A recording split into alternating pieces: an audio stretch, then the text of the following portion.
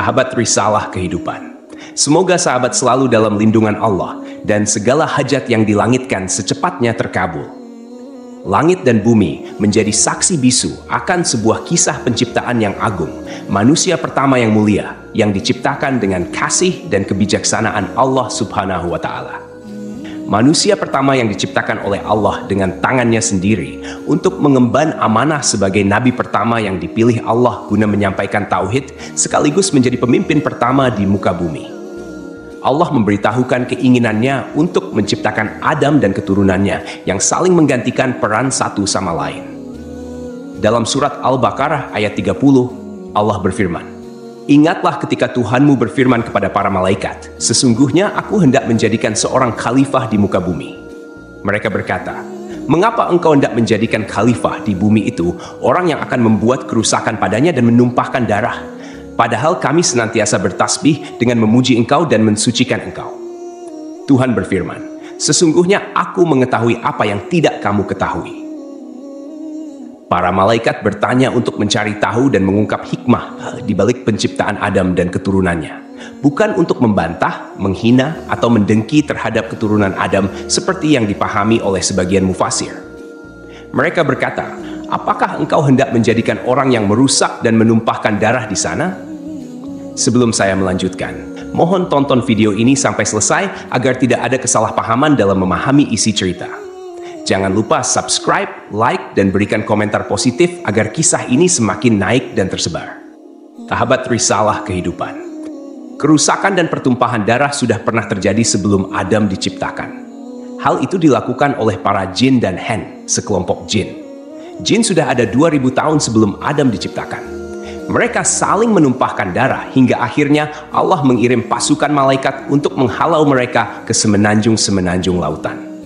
Menurut pendapat lain, para malaikat mengatakan hal tersebut karena mereka tahu bahwa makhluk yang diciptakan dari unsur bumi biasanya berwatak seperti itu. Namun Allah menjawab pertanyaan para malaikat, "Aku mengetahui apa yang tidak kamu ketahui," yakni mengetahui maslahat besar di balik penciptaan manusia yang tidak mereka ketahui.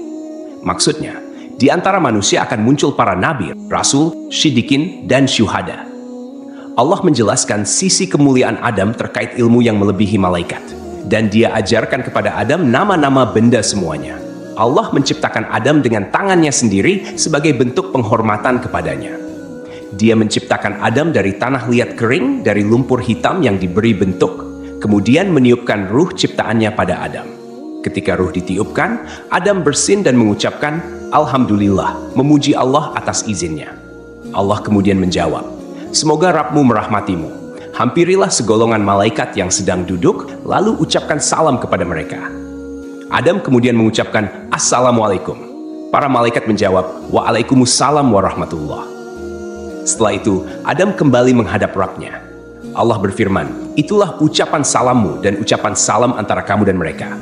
Lalu Allah berfirman dengan kedua tangannya menggenggam, "Pilihlah mana saja yang kau kendaki." Adam berkata, "Aku memilih tangan kanan Rabbku." Kedua tangan Allah adalah kanan dan penuh berkah. Setelah itu, Allah membuka kedua telapak tangannya. Di dalamnya ada Adam dan seluruh keturunannya. Adam bertanya, "Ya Rabb, siapa mereka?" Allah menjawab, "Mereka adalah keturunanmu." Usia masing-masing keturunan Adam tertulis di antara kedua mata mereka. Di antara mereka ada seorang yang memiliki cahaya paling terang, tetapi usianya hanya 40 tahun. Adam bertanya, "Ya Rabb, siapa dia?" Allah menjawab, "Dia anakmu, Daud." Allah menetapkan usianya 40 tahun. Nabi Adam alaihissalam berkata, "Ya Rabb, tambahkan usianya." Allah menjawab, "Itu sudah ditetapkan untuknya." Nabi Adam alaihissalam berkata, "Aku tambahkan 60 tahun dari usiaku." "Baik, silakan kau tinggal di surga," jawab Allah. Nabi Adam alaihissalam kemudian tinggal di surga selama yang dikehendaki Allah. Nabi Adam alaihissalam selalu menghitung usianya. Suatu ketika, malaikat maut datang. Nabi Adam alaihissalam berkata kepadanya, "Kau terburu-buru. Allah menetapkan usiaku 1000 tahun." Malaikat menjawab, "Betul, tapi 60 tahun diantaranya sudah kau berikan untuk anakmu Daud." Nabi Adam alaihissalam mengingkari hingga keturunannya memiliki sifat ingkar. Nabi Adam alaihissalam lupa hingga keturunannya pun memiliki sifat lupa. Sejak saat itu diperintahkan untuk membuat catatan dan menghadirkan sejumlah saksi. Nabi Adam alaihissalam diciptakan dari tanah yang diambil dari berbagai hamparan bumi. Warna-warni tanah tersebut menjadi alasan mengapa keturunan Nabi Adam alaihissalam lahir dengan beragam warna kulit hingga saat ini. Variasi ini mencerminkan kebesaran Allah Subhanahu wa Ta'ala dalam menciptakan keanekaragaman manusia. Tinggi Nabi Adam alaihissalam 60 hasta atau sekitar 27,43 meter yang sering dibulatkan menjadi 30 meter dengan lebar 7 hasta. Hal ini sejalan dengan penelitian yang dimuat dalam jurnal Hamadaha Yisrael Beanglit Favorite yang menyatakan tinggi rata-rata manusia zaman dahulu 90 kaki atau sekitar 27,43 meter. Namun, ukuran tubuh manusia terus mengalami penyusutan secara bertahap hingga saat ini. Tentunya, Allah Subhanahu wa Ta'ala memiliki alasan terbaik terkait penyusutan tubuh manusia, karena rencananya selalu yang paling hebat. Meskipun manusia saat ini tidak memiliki postur tubuh setinggi Nabi Adam alaihissalam, Rasulullah Shallallahu alaihi wasallam menyampaikan kabar bahwa penghuni surga nantinya akan memiliki postur tubuh seperti nenek moyang mereka, yaitu Nabi Adam alaihissalam. Rasulullah Shallallahu alaihi wasallam bersabda, "Sesungguhnya tinggi badan para penghuni surga ketika mereka memasuki surga adalah 60 hasta, seperti pohon kurma yang tinggi. Mereka makan buah-buahan di surga sambil berdiri." Hadis riwayat Abu Naim. Allah juga mengajarkan kepada Nabi Adam alaihissalam nama-nama benda yang diketahui manusia. Mulai dari manusia, hewan, bumi hana, lautan, gunung, unta, keledai, dan nama-nama benda lainnya. Allah juga mengajarkan tentang lembaran, takdir, dan lainnya. Allah mengingatkan hal ini dalam surat Syad ayat 71-78. Ingatlah ketika Rabb-mu berfirman kepada malaikat, "Sesungguhnya aku akan menciptakan manusia dari tanah. Kemudian apabila telah aku sempurnakan kejadiannya dan aku tiupkan ruh ciptaanku kepadanya, maka tunduklah kamu dengan bersujud kepadanya." Lalu para malaikat itu bersujud semuanya, kecuali iblis. Ia menyombongkan diri dan ia termasuk golongan yang kafir. Allah berfirman, "Wahai iblis, apakah yang menghalangi kamu sujud kepada yang telah aku ciptakan dengan kekuasaanku? Apakah kamu menyombongkan diri atau kamu merasa termasuk golongan yang lebih tinggi?" Iblis berkata, "Aku lebih baik daripadanya karena engkau ciptakan aku dari api, sedangkan dia engkau ciptakan dari tanah." Iblis memberikan alasan yang sama sekali tidak berguna, bahkan alasannya itu lebih besar dosanya dibanding perbuatannya. Allah menjawab, "Kalau begitu, keluarlah kamu dari surga. Sesungguhnya kamu adalah makhluk yang terkutuk, dan sungguh kutukanku tetap atasmu sampai hari pembalasan." Iblis berkata, "Ya Tuhanku, tangguhkanlah aku sampai pada hari mereka dibangkitkan." Allah menjawab, "Maka sesungguhnya kamu termasuk golongan yang diberi penangguhan sampai pada hari yang telah ditentukan waktunya, yakni hari kiamat." Iblis berkata, "Demi kemuliaanmu, pasti aku akan menyesatkan mereka semuanya, kecuali hamba-hambamu yang terpilih di antara mereka." Allah berfirman, "Maka yang benar adalah sumpahku. Dan hanya kebenaran itulah yang aku katakan. Sungguh, aku akan memenuhi neraka jahanam dengan kamu dan dengan orang-orang yang mengikutimu di antara mereka semuanya." Hasan al-Basri menuturkan, iblis sama sekali bukan golongan malaikat. Pada mulanya, iblis berasal dari golongan jin. Namun ketika mereka berbuat onar di bumi, Allah Subhanahu wa Ta'ala mengutus sepasukan malaikat untuk membunuh dan mengusir mereka ke semenanjung-semenanjung lautan. Iblis termasuk di antara jin yang ditawan, kemudian dibawa naik ke langit dan singgah di sana. Saat para malaikat diperintahkan untuk bersujud, iblis enggan menuruti perintah itu. Ibnu Mas'ud menyatakan, iblis pada mulanya adalah pemimpin para malaikat di langit paling bawah. Ibnu Abbas menambahkan, namanya Azazil. Riwayat lain menyebutkan, namanya Harits. Ada juga yang menyatakan bahwa iblis berasal dari salah satu golongan malaikat bernama jin yang bertugas menjaga surga. Ia termasuk yang paling mulia, paling banyak ilmu dan ibadah di antara mereka, serta memiliki 4 sayap. Namun, kemudian Allah Subhanahu wa Ta'ala mengubah wujudnya menjadi setan yang terkutuk. Iblis turun dan keluar meninggalkan kedudukan mulia yang ia raih karena ibadahnya, bahkan menyamai tingkatan para malaikat dalam ketaatan dan ibadah. Semua kemuliaan itu tercabut dan lenyap karena kesombongan, kedengkian, dan penolakannya terhadap perintah Rabb. Akhirnya, ia diturunkan ke bumi dalam keadaan hina dan terusir. Iblis dikeluarkan dari surga, sedang Adam alaihi salam ditempatkan di surga. Adam berjalan di sana seorang diri tanpa seorang istri untuk mendampinginya agar merasa senang. Adam lalu terlelap sesaat, dan ketika bangun, ia mendapati seorang wanita duduk di dekat kepalanya. Wanita itu diciptakan Allah dari tulang rusuk Adam. Adam bertanya, "Kamu siapa?" Wanita itu menjawab, "Aku seorang wanita." Adam bertanya lagi, "Kenapa kau diciptakan?" Wanita itu menjawab, "Agar kau merasa senang padaku." Para malaikat kemudian bertanya kepada Adam, karena mereka mengetahui luasnya ilmu Adam, "Siapa namanya, wahai Adam?" Nabi Adam alaihissalam menjawab, "Namanya Hawa." Para malaikat bertanya lagi, "Kenapa disebut Hawa?" Nabi Adam menjawab, "Karena ia diciptakan dari benda hidup." Hawa diciptakan dari tulang rusuk sebelah kiri yang paling pendek saat Adam alaihissalam tertidur. Kemudian tulang tersebut diganti dengan daging. Setelah Hawa diciptakan, ia hidup bersama Adam alaihissalam di surga. Di surga tersebut, Adam dan Hawa memperoleh bimbingan, tuntunan, perintah, dan larangan dari Allah Subhanahu wa Ta'ala, sebagaimana yang diberikan kepada umat manusia di dunia. Allah mengizinkan keduanya menikmati segala jenis makanan di surga, kecuali buah dari pohon terlarang.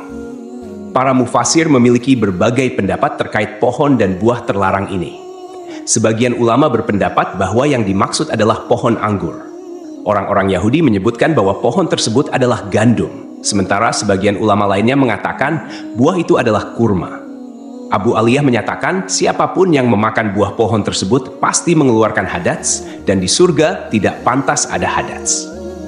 Perbedaan pendapat ini intinya hampir sama. Allah sengaja tidak menyebutkan buah apa yang dimaksud, karena andai ada maslahat di balik penyebutan namanya, tentu sudah disebutkan oleh Allah. Kemudian, iblis berusaha mengeluarkan Adam dan Hawa dari surga karena iri terhadap kemuliaan yang Allah berikan kepada mereka. Iblis memang dilarang masuk surga dengan cara baik-baik, tetapi ia menyusup ke dalamnya dengan cara yang hina. Dalam tafsir Al-Qurtubi, disebutkan bahwa iblis masuk ke dalam surga melalui mulut seekor ular. Setelah iblis menawarkan diri kepada semua binatang, tidak ada yang bersedia membantunya masuk surga, hingga seekor ular setuju membawanya. Ular itu memasukkan iblis ke dalam perutnya, lalu masuk ke surga. Ketika ular itu keluar, iblis pun keluar dari dalam perutnya, kemudian menuju pohon larangan bagi Adam dan Hawa. Dengan tipu daya, bujuk rayu, dan bisikan jahat, iblis berkata kepada Adam, "Wahai Adam, maukah aku tunjukkan kepadamu sebuah pohon yang jika kau makan buahnya, kau akan kekal dalam kenikmatan yang kau rasakan, dan kau akan tetap berada dalam kerajaan yang tiada akan pernah lenyap? Rabbmu hanya melarang kamu berdua mendekati pohon ini dan makan buahnya, agar kalian tidak menjadi seperti malaikat yang kekal." Artinya, jika kalian berdua memakan buah itu, kalian akan menjadi malaikat atau kekal selamanya di surga. Setan bersumpah kepada keduanya, "Sesungguhnya aku ini benar-benar termasuk para penasihatmu." Setan membujuk mereka dengan tipu daya. Ia pertama kali mempengaruhi Hawa. Ia membawa pohon itu ke hadapan Hawa seraya berkata, "Lihatlah pohon ini, baunya harum, rasanya lezat, dan warnanya indah." Setan terus mempengaruhi Hawa, hingga Hawa akhirnya mengambil buah pohon itu dan memakannya. Hawa lebih dahulu memakan buah pohon tersebut, dan dialah yang menyebabkan Adam alaihissalam memakannya. Kata Hawa kepada Adam, "Makanlah, aku sudah makan." Maka Adam pun makan dari pohon itu. Ketika mereka mencicipi buah pohon tersebut, tampaklah aurat mereka. Saat itu kedua mata Adam dan Hawa terbuka, dan mereka menyadari bahwa mereka telanjang. Mereka pun segera mencari dedaunan pohon tin untuk menutupi aurat mereka.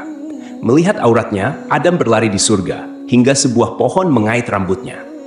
Adam mencabut rambutnya, lalu Allah Ar-Rahman memanggilnya, "Hai Adam, apa kau melarikan diri dariku?"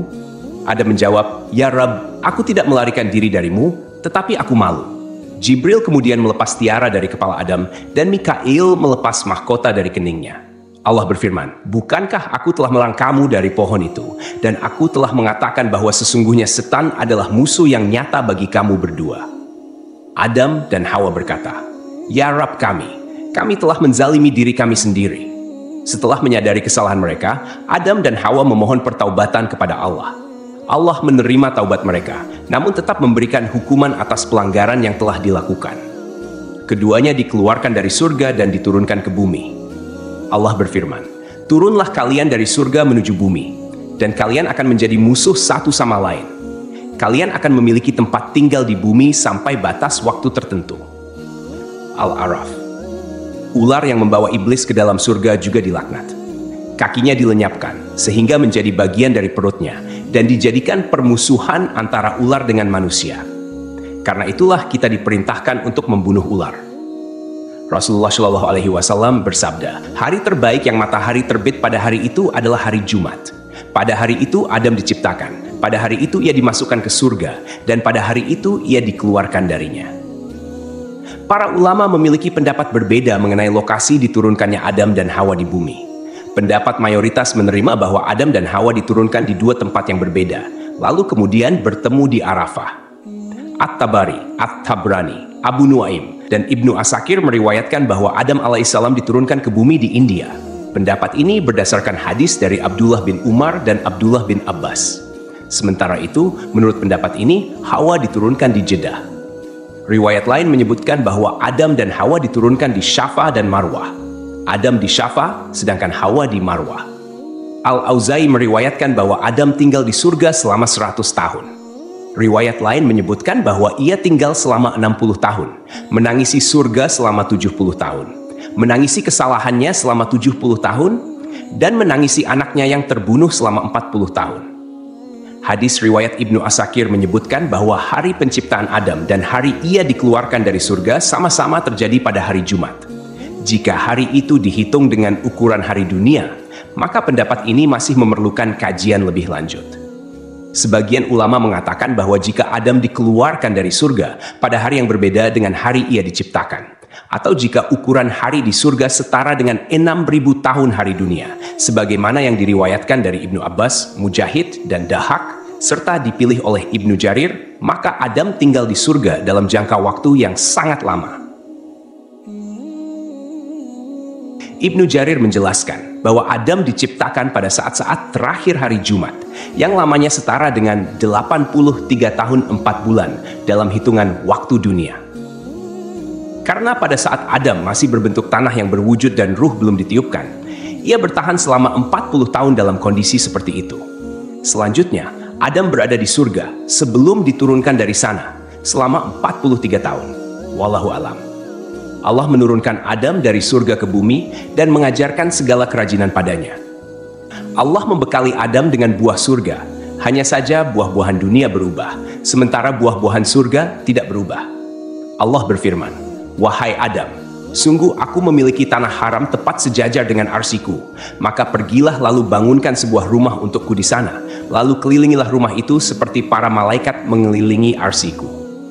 Allah kemudian mengutus seorang malaikat kepada Adam, memberitahukan tempatnya, mengajarkan manasik-manasiknya padanya, dan menyampaikan padanya bahwa setiap ayunan langkah kaki Adam menjadi ibadah yang mendekatkan diri padanya setelah itu. Diriwayatkan pula dari Ibnu Abbas, makanan pertama yang dimakan Adam di bumi berawal dari Jibril. Jibril datang dengan membawa 7 biji gandum. Adam bertanya, "Apa ini?" Jibril menjawab, "Ini adalah pohon yang dilarang untuk kau makan, lalu kau makan." "Apa yang harus aku lakukan dengan biji-bijian itu?" tanya Adam. "Tanamlah di bumi," jawab Jibril. Adam kemudian menanam biji-bijian gandum tersebut. Berat setiap bijinya lebih dari berat 100.000 biji gandum dunia. Gandum kemudian tumbuh. Adam lalu memanennya. Setelah itu Adam memisahkan kulit dan isi biji-biji gandum, kemudian menampi. Setelah itu ia tumbuk, membuat adonan, dan ia jadikan roti. Setelah melalui jerih payah yang cukup melelahkan, Adam memakannya. Pakaian pertama Adam dan Hawa berasal dari bulu domba. Adam menggerus bulu-bulu domba, lalu ia tenun dan dibuat jubah untuk ia kenakan, serta baju panjang dan kerudung untuk Hawa. Setelah bertemu dan kembali menjalani kehidupan berdua sebagai pasangan suami istri, mereka dikaruniai keturunan. Saat itu, setiap Hawa akan melahirkan, akan selalu lahir anak kembar laki-laki dan perempuan. Kelahiran anak kembar pertama diberi nama Kabil dan Iklima. Kemudian kelahiran anak kembar kedua diberi nama Habil dan Labuda. Ketika anak-anak Nabi Adam dan Hawa tumbuh dewasa, mereka pun memiliki karakter dan sifat yang berbeda. Kabil mempunyai sifat yang keras, sedangkan Habil mempunyai sifat yang lebih lemah lembut dan sabar. Kemudian, anak perempuan Iklima menjadi remaja yang memiliki paras yang cantik, sementara Labuda biasa-biasa saja. Seiring bertambahnya usia, mereka mulai tertarik pada lawan jenis. Hingga Allah menurunkan kepada Nabi Adam dan Hawa bahwa keempat anaknya harus dinikahkan sesuai aturan yang tidak memperbolehkan pernikahan dengan anak kembar. Dengan kata lain, Qabil tidak bisa menikah dengan Iklimah. Begitupun Habil yang tidak bisa menikahi Labuda. Setelah Nabi Adam menyampaikan aturan pernikahan kepada saudara kembarnya, ternyata Qabil menolak dan ingin menikahi Iklimah. Qabil tak segan melontarkan kata-kata yang kurang pantas kepada ayahnya dan mengatakan, "Saya lebih berhak untuk Iklimah dan Habil pun lebih berhak dengan saudari perempuan sekandungnya." Ketentuan ini bukan dari Allah, tapi hanya akal-akalanmu saja. Demikianlah Qabil berteriak dengan marah. Untuk menyelesaikan perselisihan antara anak laki-lakinya sendiri, Nabi Adam mengajukan solusi, yaitu Qabil dan Habil harus berkurban. Kurban yang diterima di sisi Allah akan menentukan siapa yang berhak menikahi Iklimah. Setelah itu, Adam pergi untuk menunaikan ibadah haji ke Mekkah dan menitipkan anak-anaknya kepada langit. Kemudian Adam berkata kepada langit, "Jagalah anak-anakku sebagai amanat." Namun, langit enggan menerima permintaannya itu. Adam kemudian menitipkan anak-anaknya kepada bumi dan gunung, tetapi mereka semua menolak. Qabil justru menerima permintaan ayahnya untuk menjaga saudara-saudaranya.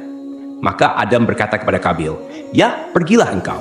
Kelak bila engkau kembali, engkau akan menjumpai keluargamu seperti yang engkau sukai." Setelah Adam berangkat, mereka berdua melakukan kurban. Qabil, seorang petani sombong, menyiapkan seikat gandum dengan kualitas yang jelek. Sedangkan Habil, seorang peternak, menyiapkan seekor kambing gemuk untuk dikorbankan. Kurban keduanya disimpan di tengah lapangan. Dan tak lama kemudian, Allah menurunkan api yang memakan kurban Habil, sementara kurban milik Qabil dibiarkan. Artinya, Allah menerima kurban Habil dan Habil diperbolehkan menikah dengan Iklimah. Suatu malam, Habil tidak kunjung pulang mengembala kambing. Adam kemudian mengutus Qabil untuk melihat apa yang membuatnya terlambat pulang. Setelah mencari-cari, Qabil bertemu Habil. Qabil berkata pada Habil, "Kurbanmu diterima sementara kurbanku tidak." Habil menyahut, "Sesungguhnya Allah hanya menerima amal dari orang yang bertakwa. Sungguh, jika engkau, Qabil, menggerakkan tanganmu kepadaku untuk membunuhku, aku tidak akan menggerakkan tanganku kepadamu untuk membunuhmu. Aku takut kepada Allah, Rabb seluruh alam." Habil sebenarnya lebih kuat dari Qabil, namun rasa berdosa mencegah Habil menggerakkan tangannya untuk membalas perlakuan serupa yang akan dilakukan saudaranya. "Sesungguhnya, aku ingin agar engkau kembali dengan dosa, membunuhku dan dosamu sendiri. Maka engkau akan menjadi penghuni neraka," ujar Habil. Qabil marah saat itu dan memukulkan benda tumpul yang ia bawa hingga Habil meninggal dunia. Peristiwa itu menjadi pembunuhan pertama di bumi. Kemudian, Iblis segera datang menemui Hawa dan berkata, "Hai Hawa, sesungguhnya Qabil telah membunuh Habil." Maka Hawa berkata kepadanya, "Celakalah kamu, apakah yang dimaksud dengan terbunuh itu?" Iblis menjawab, "Tidak makan, tidak minum, dan tidak bergerak." Hawa menjawab, "Kalau demikian, itu artinya mati." Iblis berkata, "Memang itulah mati." Maka Hawa menjerit hingga Adam masuk menemuinya, dan ia masih dalam keadaan menangis dan menjerit. Lalu Adam mengulangi lagi pertanyaannya, dan Hawa masih tidak menjawab. Maka Adam berkata, "Mulai sekarang kamu dan semua anak perempuanmu menjerit, dan aku serta semua anak lelakiku berlepas diri dari perbuatan itu." Karena ketakutan dan bingung, Qabil tidak tahu bagaimana cara menyembunyikan Habil yang sudah mati dan tidak hidup lagi. Qabil berusaha membuang ke laut, tetapi ombak mendorong tubuh Habil hingga ke tepian.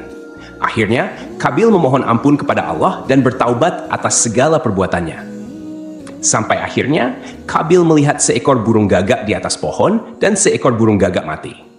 Burung gagak yang masih hidup membawa burung gagak yang mati itu ke tanah. Burung gagak itu kemudian membuat lubang di tanah dan mendorong gagak yang mati itu ke dalam tanah. Qabil akhirnya paham dan meniru cara burung gagak itu. Mengenai lokasi terbunuhnya Habil, menurut keterangan beberapa ulama, tempat tersebut berada di kawasan pegunungan Kasiyun. Sebelah utara Damaskus terdapat sebuah gua bernama Gua Dam. Gua ini dikenal sebagai tempat Qabil membunuh saudaranya, Habil. Mendengar kabar bahwa salah satu putranya telah meninggal, Nabi Adam pun dirundung kesedihan yang amat dalam. Selama setahun, dia tidak tertawa dan tidak bergaul dengan Hawa. Maka Allah berkata kepadanya, "Hai Adam, sampai kapan tangisan dan kesedihan ini? Sesungguhnya aku akan memberikan pengganti dari anak itu untukmu dengan anak terpercaya dan akan menjadi nabi." Allah menghapus laranya dengan menganugerahkan Nabi Adam dan Hawa seorang putra yang lahir tanpa saudara kembar bernama Sits, artinya karunia dari Allah. Kelak, Allah mengutusnya menjadi nabi kedua setelah kematian Nabi Adam. Dikisahkan, sebelum akhir hayatnya, Nabi Adam meminta putranya untuk membawakan buah dari surga. Adam menginginkan setandan buah anggur surga. Anak-anakannya kemudian mencarikan buah anggur untuknya, dan mereka berpapasan dengan para malaikat. Para malaikat bertanya, "Kalian hendak kemana, anak-anak Adam?" Mereka menjawab, "Ayah kami menginginkan setandan buah anggur surga." Malaikat berkata kepada mereka, "Kembalilah kalian, karena ayah kalian tidak lama lagi akan meninggal dunia. Kalian sudah tidak perlu lagi mencari buah itu." Lalu para malaikat mencabut nyawa Adam, memandikan, memberi kamper, dan mengafani jenazahnya. Jibril menyalatkan jenazahnya, dan para malaikat salat di belakangnya. Setelah itu, mereka mengubur jenazah Adam. Para malaikat selanjutnya berkata, "Inilah syariat kalian dalam mengurus jenazah." Kemudian sebelum pergi, dia berpesan agar kematian Adam menjadi pelajaran bagi umat.